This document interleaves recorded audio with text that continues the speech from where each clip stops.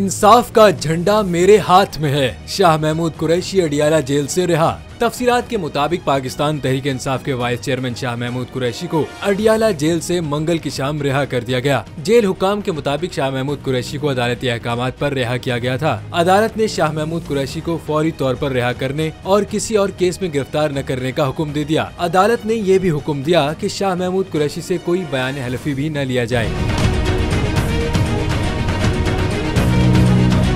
Adiala jail के बाहर media से गुफ्तगू में शाह महमूद कुरैशी का कहना था कि पीटीआई के कारकुनों से कहता हूं, इंसाफ का झंडा आज भी मेरे हाथ में है। उन्होंने कहा कि तहरीक इंसाफ के कारकुनों को कहता हूं, आजमाइश का वक्त है, हौसले में रहें, हिम्मत न हारें, हर गुरूब के बाद तुलू भी होता है। रिहाई के बाद उनका कहना था कि जब कैद तन्हाई में होते हैं तो चीजों पर सोचने का मौका मिलता है। 1 माह कैद तन्हाई में रहकर सोचने का मौका मिला।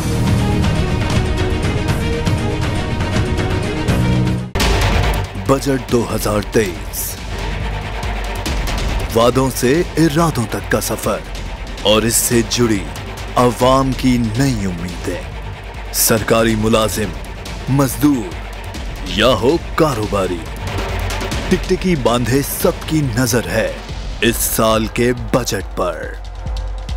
क्या हो पाएगी बचत, मिलेगा रिलीफ? जानिए बजट ट्रांसमिशन में, सिर्फ बोल पे। अदलो इंसाफ की बात सब करते हैं, पर हकीकत में सच के साथ निडर होके खड़े रहने की जरूरत नजर नहीं आती। बोल ने तश्कील दी 10 कोर्ट रिपोर्टर्स की टीम, जो केस की बेस तक जा पहुंचे। पैनल पे सफे अव्वल के legal experts, court round up, Neelam Arshad के साथ, सिर्फ बोल पे। सब्सक्राइब करें और बेल दबाएं ताकि कोई खबर रह न जाए।